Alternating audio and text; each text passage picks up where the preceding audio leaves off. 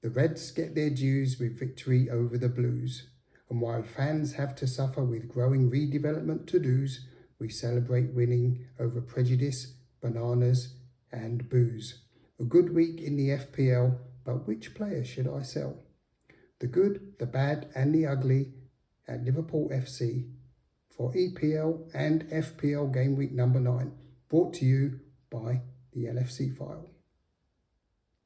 Welcome back one and all for the latest edition of The Good, the Bad and the Ugly at Liverpool FC, brought to you by the LFC File and yours truly, Ben Green. So thanks a lot for coming along. I've got the biggest hoodie known to man because I've just come back from holiday yesterday in Portugal where it's very warm and it's actually freezing here. So yes, there you go, hence the, the overdressing, let's say. Remember to follow the blog, which is on Facebook, Instagram, and of course, X. A slightly longer edition than usual because there is quite a packed agenda today. As we'll see at the end, there's a nice piece to celebrate Black History Month in the UK. So stay tuned towards the end and I'll expand on that. Let's get things underway with the good. And this, definitely, it's a no-brainer. It has to be the 2-0 win over Everton yesterday. At the time of recording, this is Sunday. Great performance, a bit patchy, but I think this is more due to the opposition than Liverpool's actual ability. As these Merseyside derbies usually go, it wasn't short of controversy. Ashley Young, he was sent off on 37 minutes. A little bit harsh, but second yellow card. And he was sent off and left Everton with 10 men. Liverpool huffed and puffed again, as I say, due to the opposition, but the breakthrough was made with a handball from, I think, Michael Keane. Mo Salah dispatched that in his own inimitable manner to make it 1-0, and then a great breakaway counter-attack move in the dying minutes. Great run from Nùñez, a great pass from Alex McAllister to spot him in the first place, but a great run from Nùñez and a nice pass timed absolutely perfectly between the two Everton defenders for Mo Salah to finish first time and to put the game further beyond the blue side of the city. Great result, put Liverpool first in the table, albeit briefly, but first they were nonetheless. Overall, a great result. Sean Dyche, of course, as you would expect, was incensed, especially as there was later on as time ran down. They had a good shout for a second yellow card for Ibrahim Kanouté, which wasn't forthcoming. And of course, Klopp duly substituted him for Joel Matip late on, which was a good move because I think another tackle would have seen him have an early bath. And we've got the Guardian here with the report from Andy Hunter, who was at Anfield, with his headline, Liverpool break down 10-man Everton's resistance with Mo Salah double. And that kind of sums it up, really. Great overall all-round performance from the team. Tsimikas done well, stepping in for the injured Andy Robertson. Good all-round performance, so well done the Reds. On to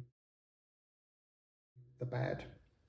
And this week, that is the news in the Mirror, which we see from Tom Blow regarding Liverpool fans being asked to return their derby tickets at Anfield Road. We see the headline here, Liverpool ask fans to return Merseyside derby tickets after Anfield Road setback. And this relates to the further delays, unfortunately, which have dogged the redevelopment. Let's be honest, it was supposed to be finished in October, or I think in the middle of October, but it's been delayed firstly until around Christmas time. The club asked the fans to return the tickets in exchange for I think it's a £10 voucher to be spent online, and they get to keep the credits, the game credits. And basically what that is every time you go to a Liverpool game, you keep the stub of the ticket, or whatever the digital equivalent is these days, and then it means that you build up credits which make you more eligible for future matches. This week there isn't anything particularly ugly, but what we do have is a smugly.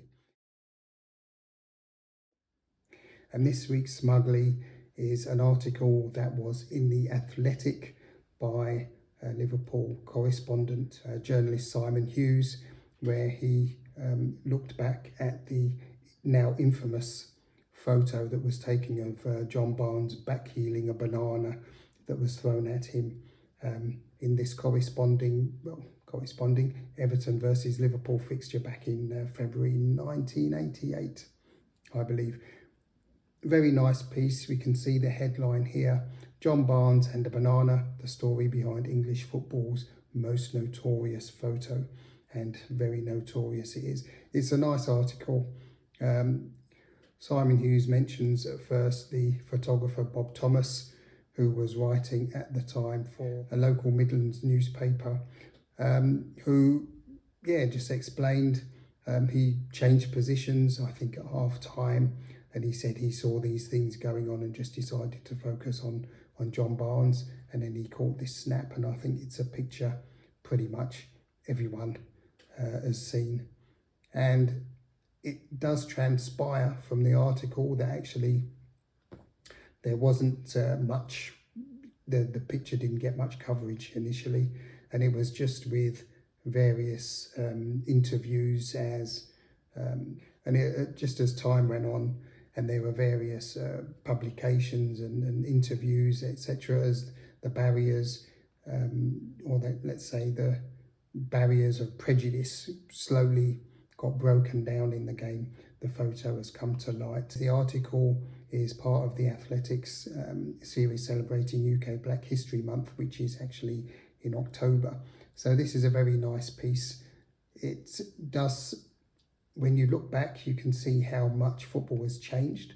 There is still a long way to go. If you look at the treatment of Marcus Rashford and Bukayo Saka a couple of years ago when they missed penalties for England, shameful scenes, these are often quite quickly forgotten, but these things have happened. Let's say any instance of discrimination is one incident too many. So thank you for The Athletic for bringing that to our attention, and I've got a link to the piece as usual, but also to the website for UK Black History Month, so please go and check it out because there's a lot of very interesting information on there. And before we wrap up, 2 points to mention. First, this week's FC Bumpy Grastard result. We can see, as I've got my team up here, a healthy 68 points in comparison to the average of 45, so that's nice. Some way off the 125 highest, but I'm not sure anyone actually got that, to be fair. But anyway, it is what it is. Still have Bowen and Salah still to play, as Aston Villa play later on today and Tottenham play Fulham tomorrow. I made a couple of transfers. I bought in Trippier and Anderson for Estupiñán, and I can't remember who the other player was, but anyway, they're out. These two are in. Unfortunately, Crystal Palace got absolutely stuffed by Newcastle, which on one hand was very nice. Trippier got 10 points, but Anderson got a big fat 0. So that's a shame. For game week 10, I'm thinking of getting rid of one of the midfielders actually. And it's looking like Mitomo. He's been hot and cold this season. I don't think he's been at the level he was at last season. It's looking likely as if he will be the sacrificial lamb this week. Sorry. And last but very much not least, a word of condolences for Man United legend. Yes, you heard me correctly, Man United legend, Sir Bobby Charlton. Of course, there comes a time where club allegiances or grievances and rivalries have to be put aside. And anyone that knows me knows that respect and credit where they're due, and they are certainly due to the late Sir Bobby Charlton. So yes, a great shame for United, for the family, of course. You've got to feel for them. Great player, Sir Bobby Charlton, pretty much before my time, I have to admit. I'm not that young, but not that old. A great loss for football, a great loss for Man United, and our thoughts, of course, are with the family. So I'm going to wrap it up there. Thank you very much for your continued support and for stopping by until the end. It's gratefully appreciated. Remember, like, subscribe if the content is to your liking. Coming up this week, Liverpool host Toulouse in the Europa Cup, and Liverpool again at home next Sunday for the 2 o'clock kickoff against Nottingham Forest. Thanks again, and until next week, folks, your LFC file.